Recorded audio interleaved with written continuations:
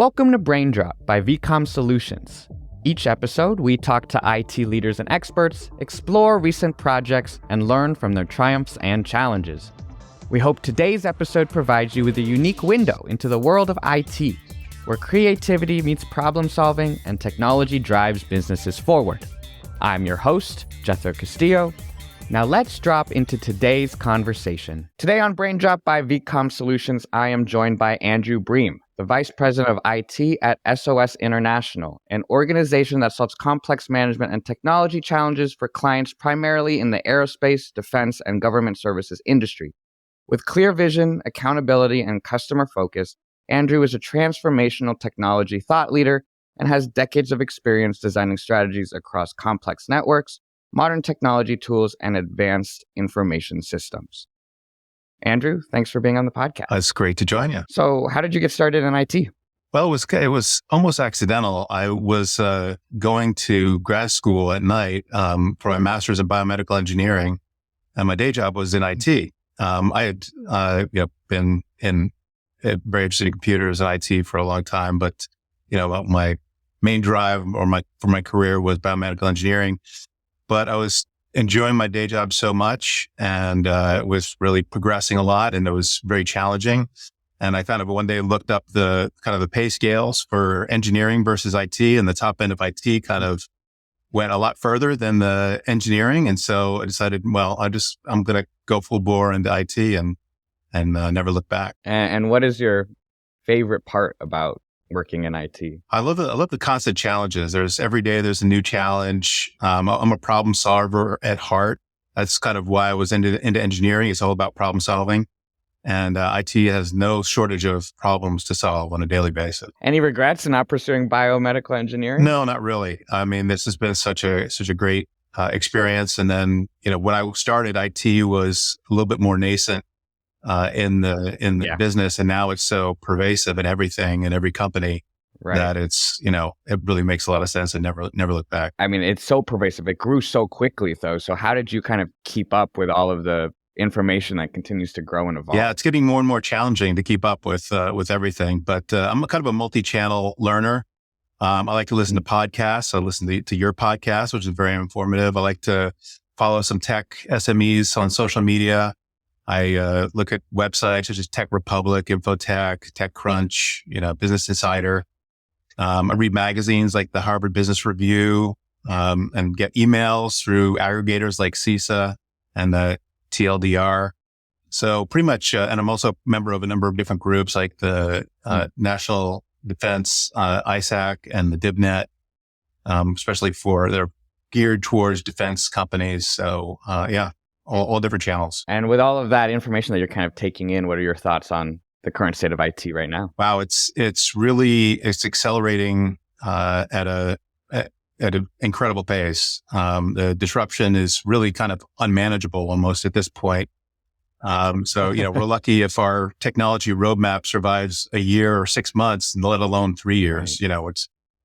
Everything, practically most of what you've laid out for your next 3 years, you can throw out the window by the time your first year's up. So how do you counter that? How do you even begin to plan if you don't even know what's going to change? Right.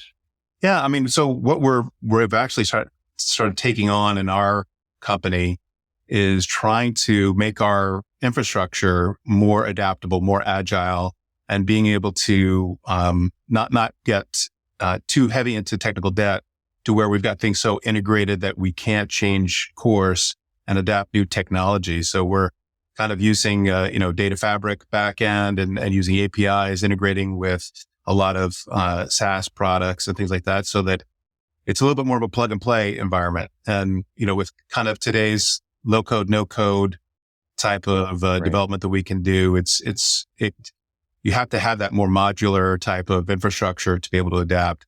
We don't want to be kind of doing the flavor of the day and changing things out. We want to be constantly aligning with the business. But we also don't want to get to where we can't adopt something because we've integrated something so deeply into our environment that it can't be pulled out. I always find that there's almost a push and pull with flexibility and, that control, obviously flexibility Right. versus control. I don't know if you have if you can explain absolutely. what I just said any better. Just think about our IT people. If we're constantly adopting new technologies, they are in a learning curve. They're constantly learning new stuff, and they can't become experts or can't become even, medium experts on the technology that they're using. And if you're constantly at that kind of beginning level, you're not really taking advantage of that technology very well. So you've got to be careful of what you're adapting, have the right partners to help you adopt things. And so make sure that, is something that really has a long-term benefit for the company, and making sure it's aligned with the business and you're not really killing your people by adapting too much. But, when something comes that's disruptive but is really definitely effective, such as generative AI, you want to be able to kind of start integrating that into your system and not have to, pay millions of dollars to kind of redo all of your infrastructure. Right. Well, let's dive into your specific IT team and environment. How long have you been there? How many team members do you have, and how many employees ultimately rely on your team? Yeah. So I've been here for about a year, actually a year coming up in 2 weeks. And we've got 20 team members in the core and another 10 that are kind of matrixed in to our organization. And we're supporting 1,600 users at this point. Obviously, I introduced SOSI a little bit, but would you like to talk a little bit about your company and what you guys do? And Sure. We provide logistics support for government agencies and the DoD and some international governments. And so primarily services and people that help them achieve their goals, but particularly more in the military side. So let's talk about a recent IT project that your team completed. What was it, and what was the reason for taking it on? Yeah, we've done a lot of cybersecurity projects this year, but I think the one that was probably most impactful was incorporating a new generative AI capability within our organization. We didn't want to become a kind of a Samsung issue where our IP is getting out there. And we also wanted to, meet that need for people who are using ChatGPT in their daily work. I've started using that on not ChatGPT, but the generative AI capabilities on a regular basis, on a daily basis, to help me with just pretty much everything. So with coding, with writing, posts and all kinds of things. So it really just seems like something that is not a fad, not going away quickly. And so we wanted to get an internal capability where we were training the models, giving it our kind of internal IP so that we could do some business development actions, and we could, support our HR teams and other things, other use cases that we've got. So over the last 5 months, we've been working on that and stood that up recently for kind of an agile model. Is it fully implemented for the company now? We've got a general model that we're using for general use for people, so they don't have to go to a ChatGPT and can feel comfortable, sharing our data with the model because it's in our tenant. But we also have built out a couple of use cases, one particularly for proposal writing for our business development team. And that's completed, but these are still kind of a POC type of model where it's, kind of proof of concept. We are going to be engaging with a vendor soon. We're evaluating vendors now to kind of incorporate that and inculcate that into our environment and make it something that's repeatable, and we can expand the different use cases. I have a lot of questions, but I'm going to kind of get the law of the land before I kind of jump into those other questions. But so during the planning and implementation of this project, when you first were like, okay, let's decide to do this, walk through that with me. How did you decide, okay, we should do this? And then how did that process really happen to really create that game plan and then ultimately start actually doing the project? Right. So we really started speaking with the business and really determining whether there was a good case for this within our environment, whether there's good ROI. And we went to all the different departments, and everyone had a kind of a good use case for this capability. So we pulled together the team, and we have some pretty good specialists on our team. And we determined whether we needed to bring kind of outside consulting or whether we could do this internally. And we determined that we could do it internally. Some of our business that we do for the government, we do some AI and ML work. And so we've got some senior level people who we were able to pull onto the team and help us do that. From a planning perspective, we had to, look at the landscape, look at which models we wanted to utilize. What are we going to kind of be able to do on a on a, short-term basis that we can more easily implement versus what is the best model. And it went through that vendor selection process and then, the model selection process really, and then planned out and started implementing the product. There was a lot of learning curve on our part. So, it's kind of a whole new thing and it's kind of really changing a lot every day. So kind of building the APIs out, it's all learning and then it changes and then you have to learn it again a little bit as we went through the project. So that was a major challenge that some of the models and some of the way you access the models changed as we were doing the project. Yeah, I bet. I mean, it's such a nascent, generative AI in general has been here for a bit. Generative AI and its practical use now is so nascent. Right. So for you to jump it so quickly, of course, you're going to have to be super flexible with the way you learn about it because it's also changing and figuring itself out. That was a major challenge. Major challenge for us was learning that. And, everybody's on a learning curve and there's not too many experts you can go to because it is such a nascent technology that there's not a guy out there who's been doing it for decades and decades, that you can just kind of rely on. You're right. I mean, generative AI has been out there for a while, but really with, the launch of ChatGPT last year and making it a kind of a public service, that really changed the game for a lot of people. And so it's not really something that is inaccessible for most companies. It's very accessible now. So like you just said, we can't really see 3 years ahead or even a year ahead, but what kind of benefits do you see by really implementing your own sort of in-house generative AI? Yeah, I mean, the productivity benefits are huge. I mean, it's things that people are kind of inventing from scratch. They're trying to figure out, okay, hey, I need to make a new proposal or I need to, write up a new job description or something.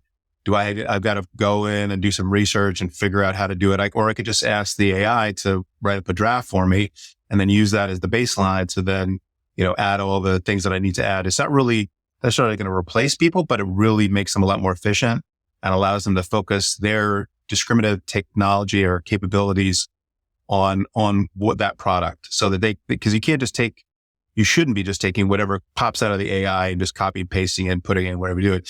You need to review it. Of course, there's a lot of hallucinations and things like that and incorrect stuff, but there's a big chunk of good stuff in there you don't have to kind of redo and create yourself. So those efficiency gains are huge and allowing people to really kind of focus on the difference making type of things that they do in their daily work is great. And also it's, it takes away a lot of the drudgery for the employees. There's a morale boost that goes along with that. So, there's a lot that's going on there that is beneficial, that it's very easy to get that ROI very quickly. Just one person using it, they're probably saving 20 minutes a day potentially if they're using it on a daily basis. So that the savings is huge if you multiply that across the entire employee population. Exactly. Was there any resistance when you decided to implement this project, or was pretty much everyone like, yeah, we want? Oh yeah, there was a lot of pull on this. For people who didn't understand that well, they understood at least in the news that this is something that is a big game changer that's going on that's really needs to be investigated. There's a lot of people who had already started using ChatGPT and other models on a daily basis personally, and so they were really excited to get this capability that they could feel comfortable kind of using our data and incorporating their daily work in without having to worry about, exposing our stuff on the internet. That's right. One of the challenges was that learning curve and really learning on the spot when implementing this and planning it. Well, what were some things that went really well? What went really well was the excitement among the participants on our agile methodology. We had the customer in there kind of on a daily basis, helping us out with doing our development. The development went pretty smoothly. There's, you could actually use the model to ask to write the code for you. You could just ask it to write that stuff. So that made it a little bit easier, a little bit quicker than a normal development project would take. And really just the engagement from the people who were on our development team, as well as the people on the customer side, was incredible. Everyone was excited to be working on this project. And so I think that was kind of the biggest benefit we had. I'm curious how, and I guess like language learning is always ongoing and generative AI is always on learning, but how long did when you were starting the project, how long did you guys anticipate, we need this much time to really train it for it to be a usable thing for our organization? It went quicker than we thought it would. But we reserved like a month and a half to get the training completed. Part of what took the longest was getting all the data from the customer side that we needed to train the model on, because they had to go search and find all this data that's in our repositories in different parts, and they wanted to kind of pick the best stuff. They didn't want to pick stuff that they didn't want repeated into the model. So that took almost as long as it did to do the development to get the ingestion engine going. So it was, that's the human factor is definitely a part of that schedule delay. And then, we also have to train people to how to do that prompt engineering. And that's something, our technology guys were really in the guts. They knew Python and they were, kicking away at the project, but bringing everybody on who, are just brand new users who, the prompting is pretty simple. Right. It's natural language, but there is definitely an engineering technique to it. That we have to train people on. I can only imagine that when you kind of introduce this project, all of your developers were like, "Oh yeah, this is going to be the coolest project I've ever worked on." They were. I had to turn people away. Everybody was wanting to be on the project. That sounds awesome. Yeah. Other than that learning curve, was there anything in this process that didn't go as well as you hoped, or kind of was challenging? Yeah, frankly, some of the hosting, we were using the Microsoft Azure, and they had some outages and they had some changes in the models and stuff. They're really dealing with how do they deploy this. They underestimated, I think, the demand and the processing amount.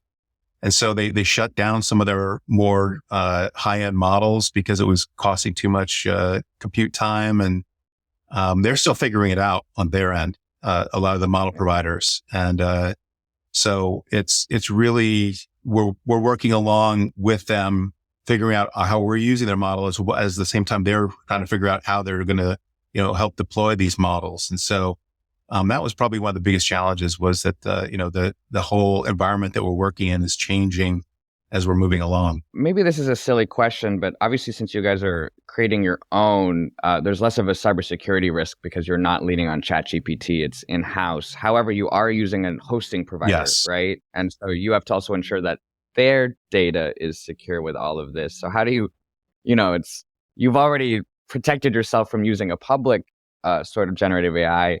What's the process you go through to ensure it is secure all the way Yeah. through? I mean, so our tenant is pretty secure. They're part of our domain. And so none of the data is shared with any other customer. So it is part of it's within our, defense in depth kind of environment. So we've got multiple layers of protection within our cloud environment, as well as our internal environment, our on-premise environment. And so we feel pretty comfortable with that. We've got a lot of our other data. It's in the same tenant where we've got our SharePoint and our Teams. And so our data is there.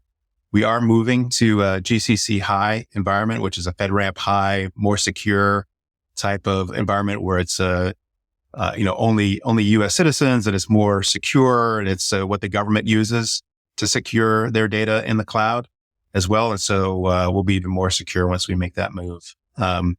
But yeah, we feel pretty confident. We've got a lot of defenses in place around that environment. Even now in its early stages of operations, what have the positive outcomes been with this new introduction? Yeah, I mean, it's saved a huge amount of time. I mean, on the first proposal that they used it on, they saved several days worth of work developing this stuff. And when it comes to like business development guys, these are higher end SMEs who are experts, and so they get paid pretty well. So the hourly savings is higher than even just regular employees, and they felt like the product was better than they could have done. And when they get these proposals, they have a short period of time. They get all the information, and then they've got like weeks to develop a 300-page proposal, and they've got to get all the data points in there, and they got to compete against everybody else. And so being quick and being, having something that's pretty thorough is, a winning formula for them. And so this is really just Yeah. perfect fit for their model. And I bet as they do it more and more and more and more, the model only gets better and better. The model learns, they train the model. Yeah. They say, okay, this was good. This is not good. And the people working on it understand better how to do the prompts and how to get quicker to the, the output that they want. Yeah. So it's just going to get better and better as time goes on. Yeah, it's fast now, and then it's going to be lightning fast in a few months, Absolutely. a few years. It's crazy. It almost makes me wonder, how much our jobs and our roles and responsibilities will shift because of how fast that thing becomes. Because now we have so much more bandwidth to do other things. It's very interesting. Yeah, you're right, and I think people, everybody should at least take a look at the technology and start to see how they might use it in their daily life, because the people who do incorporate this are going to have a leg up on other folks, because it's going to be pretty pervasive in business, I think, in a short order. There's a lot of positive outcomes that have come with this, but with a lot of good, there might be some bad. Has it created any challenges that you didn't foresee or did foresee that you are now kind of tackling or dealing with or facing? Right. No, it hasn't created any challenges for us, but I can absolutely see in the future some of the challenges that are coming up. That, we're going to want to have our models have full access to the web, and be getting on a up to the minute type of information and data, and so there's challenges of what the kind of output that the AI provides. There's a lot of challenges around the supporting the size of that model. They're really getting huge, and the compute power on those is getting kind of expensive. And so then there's all challenges around ethical AI as well. So, I do get a little bit concerned about, some of the questions raised by some technologists about the singularity and things like that, where AI is going. We're not there yet, but, if it gets so pervasive, it could get out of control at some point. And so it is of concern. Is there anything we as individuals can do to protect against that? Or is that something that the people who are really, really working with it have to kind of... Well, it's with the people who are in the industry working with the government really to set some regulations aside. The White House recently had sent out an executive order. We're starting to work on AI and controls around AI. They I think like 2 weeks ago, they announced an executive order to kind of start that process.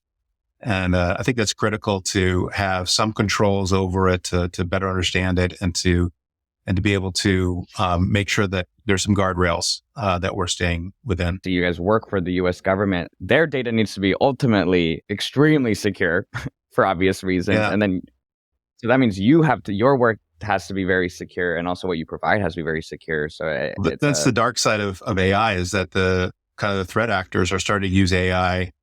Just now it's just becoming kind of just basic stuff. They're starting to create, the spear phishing emails that you get are getting a lot better because they're starting to use AI. The spelling mistakes are gone, and they're really, right. They can really specialize it and tailor it to you specifically. And they're getting pretty good at it. And they're using AI to do that.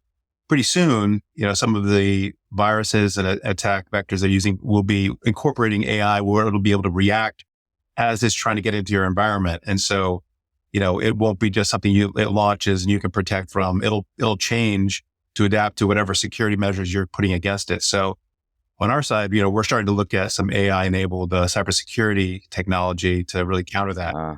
And so really it's going to be coming, that's what's coming, frankly, is AI is fighting against AIs and cybersecurity. By AI with AI, Yep. right? Yeah. Yep. It is going to be a very interesting sort of development as we are all starting to use it more and more and more. Sure. Yeah, it will be. Well, everybody's going to have their own personal cybersecurity that they're going to be worried about, as they are now, right? I mean, you've got to worry about, someone hacking your phone or giving you a spear phishing email and getting your identity. It's so hard to conceptualize too. And, I'm very young, but even the generations younger than me, they are born and raised into technology. It is all they know. Like, it's one thing to have physical objects in my house that I need to protect. So I'll lock my door because I don't want people like stealing it. But that same concept is harder to grasp when you don't see the locks or the lack of locks when you're on your phone or on social media. And so the education that needs to happen on protecting your data needs to be so much more intentional than protecting your physical data. Yeah. Well, especially with your generation, the younger generation growing up with technology, it just seems like it's part of your daily life. And so you incorporate that. People are recording TikToks and they're on Instagram and they're, making recordings. And, they're not even thinking about what they're exposing and the information that could be gathered by somebody who's nefarious and could take that to, either gain access to you could be showing your apartment in your TikTok video and all of a sudden they see, what kind of lock you've got and, what your address is and what kind of expensive stuff you have in your house, and people, are not aware of that because they're just normal technology things that they're doing on a daily basis. It's definitely a conversation that is coming more and more into the forefront as the days go by, and things are shifting. But back to your company and the project. Would you say, and it's kind of hard to say, I guess, because it's still happening, but would you say the project achieved the goals that you were hoping to achieve with it? Yeah, definitely. It was. It's not that expensive to do. It was relatively low cost. And it's already starting to provide those benefits. And, we've got a lot of other use cases to explore. So, definitely achieved the goals that we were targeting in this kind of, proof of concept, role that we've got out now. And so we're going to be investing more into making it more an enterprise-wide type of capability that we can expand easily, because of the kind of success that we've had. You mentioned you used agile methodology to kind of make sure this project went along smoothly. Are there any other tools and strategies that you would recommend to other IT professionals to use for these types of projects? Yeah, it's not a bad idea to engage with a partner, technical partner who has done this type of thing before, who can kind of help you along, either in just an advisory role or to help you actually run the project.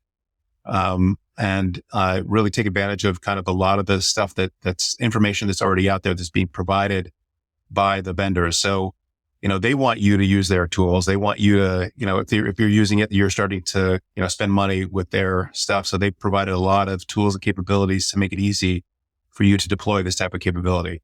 And those tools are just improving overall. So find a good partner that has got a good model that you like. And engage with them fully and, take advantage of whatever tools and capabilities that they can give you because, they're excited to have you use their stuff and become a full-time customer. So, there's a lot you can get, for pretty inexpensive or even have them help you to launch these things. Do you expect in the future that companies will just each start to create their own proprietary or in-house generative AIs? Do you anticipate that will just become a normal thing? Yeah, I think so. Just the risk of releasing the information that's inside your environment is kind of pretty high risk, and putting out there in a public AI. And there's no way to control whether someone else could just ask the question about, hey, what did SOSI put into your, what question did they ask, or what would you do if you were a SOSI employee? And that data would come right back out. But you don't have to create your own model. You can, use a vendor or supplier and launch a private model in their environment. And I think that's what most companies are going to do. Probably there'll be services for general people and for the general public and consumers. But from a company perspective, that's really the best model. And you really want it to be able to look at your information and really see, all of your information wherever it's at. And so, you don't want to point a kind of a commercial, public type of model at all of that kind of keys to the kingdom within your environment. Right. Well, what's next for you and team? What are the big goals and projects kind of looking forward now? Next is going to be, I think on our cybersecurity side, we're going through a zero trust implementation. And we are really expanding our defense in-depth capabilities. And we're looking at a lot of more pattern-based type of cybersecurity versus a signature-based cybersecurity. And that goes along with kind of the AI models because, there's new stuff popping up all the time. And really that pattern recognition is going to be probably the thing we need to adopt more than that kind of old signature based. When I first started this podcast, I knew very little about IT in general, like relative to all the experts. And of course, I still don't know anything. I think as I've done it more and more, obviously I'm talking to these people who've lived with it and are evolving with it and adapting with it. And like, I'm actually learning. You said moving from signature based to pattern based. And it's something I've heard so much from so many cybersecurity experts and people that I'm like, my eyes lit up. I was like, I can understand this now. I know conceptually what we're trying to talk about here. And so I feel like I get to cheat and just learn from the brightest minds for like 30, 40 minutes every single time I do it. Getting free education. Free education, exactly. Well, thank you so much for your time. I really enjoyed our conversation. I really like your podcast and appreciate another channel for getting new information. Thank you, Jethro. Take care. VCOM Solutions is here to help make your IT projects and day-to-day operations as easy and efficient as possible. If you'd like to see how VCOM can help your organization save time and money, request a demo at vcomsolutions.com/demo. Do you work in IT? Be a guest on Braindrop. Go to vcomsolutions.com/Braindrop guest to sign up. Thanks again for dropping in. Don't forget to subscribe, and you can find us on social media at VCOM Solutions. Until next time.